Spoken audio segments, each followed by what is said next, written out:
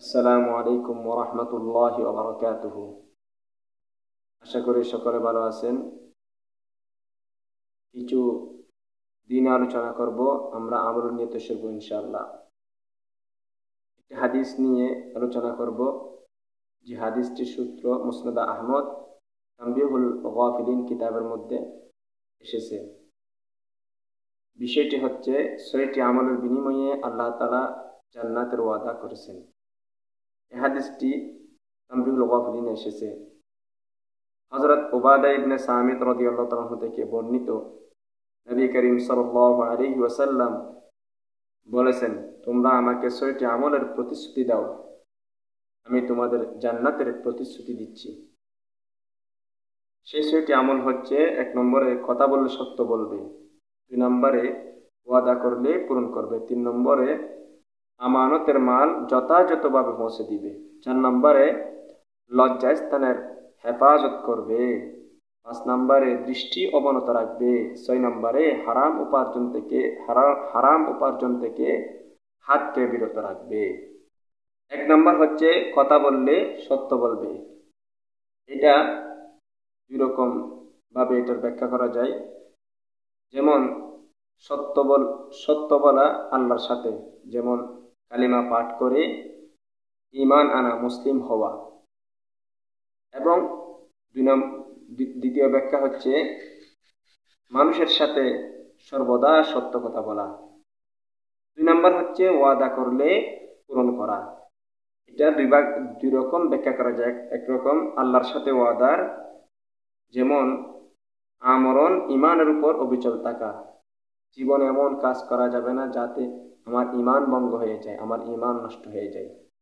এজন্য সবসময় ইমানের উপর অটল থাকার জন্য আল্লাহর কাছে তৌফিক চাইতে হবে, নিজেকেও চেষ্টা করতে হবে। যেমন এই সমস্ত দোয়াগুলা পড়া, ইয়া মুকাল্লিবাল কুলুব সাব্বিত কলবি আলা দীনিক, 5 ওয়াক্ত নামাজ ঠিক রাখা, হালাল হারাম চিনে চলা, আমল করে চলা।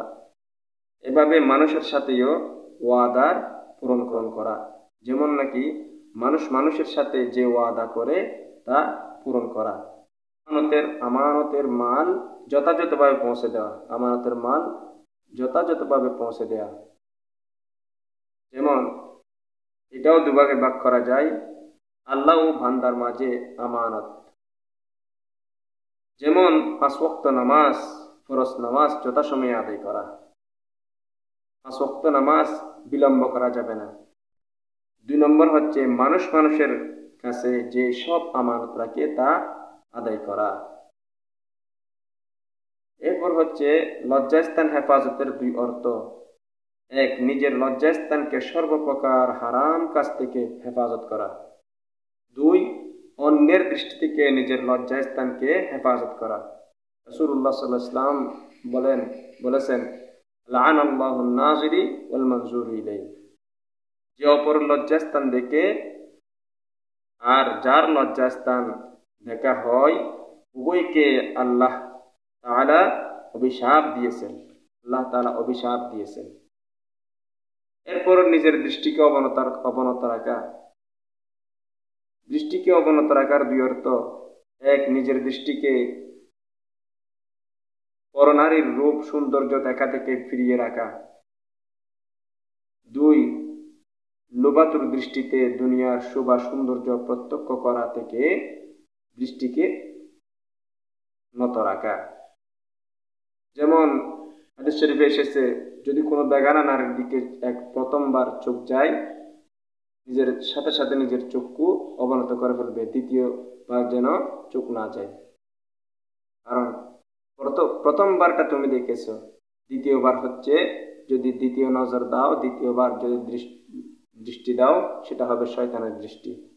এই জন্যে আরেকটি হচ্ছে দুনিয়ার এই যে সৌন্দর্য, আরাম এবং অনেক কিছুর আশার নিয়ে দৃষ্টিপাত করা, এটা হচ্ছে লোবাতুর দৃষ্টি। এরকম দৃষ্টি থেকে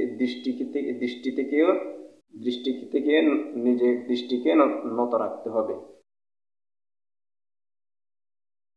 যেমন আল্লাহ তাআলা ইরশাদ করেন, ওয়ালা তামুদ্দান্না আইনাইকা ইলা মা মাত্তা'না বি আজওয়াজাম মিনহুম যাহরাতাল হায়াতিদ দুনিয়া লিনাফতিনাহুম ফি।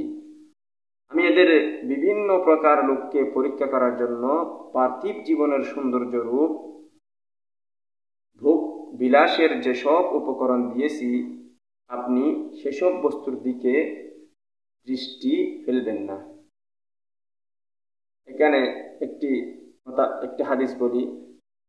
হাদিস শরীফে আছে, আল্লাহ তাআলা জান্নাত সৃষ্টি করেছেন এবং জাহান্নামকেও সৃষ্টি করেছেন।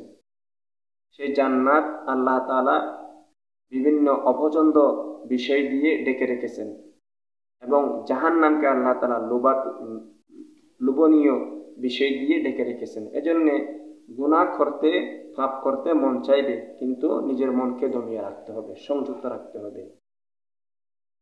এরপর হচ্ছে হারাম উপার্জন থেকে হাতকে বিরত রাখার অর্থ সর্বপ্রকার হারাম উপার্জন, যথা সুদ, ঘুষ, প্রতারণা, মিথ্যা ও হারাম পদ্ধতিতে উপার্জন করা থেকে বিরত থাকতে হবে। কারণ হারাম খাবারের লালিত দেহ জান্নাতে যাবে না, আর হারাম খাবারের কারণে কোনো দোয়া কবুল হয় না। আল্লাহ তাআলা যে কথাগুলো বলেছি সে কথাগুলোর উপর আমাকে এবং সকলকে আমল করার তৌফিক দান করুক। আমিন। আসসালামু আলাইকুম ওয়া রাহমাতুল্লাহি ওয়া বারাকাতুহু। আমার চ্যানেলটা সাবস্ক্রাইব করবেন এবং কোনো গুরুত্বপূর্ণ মন্তব্য থাকলে কমেন্ট সেকশনে জানাবেন।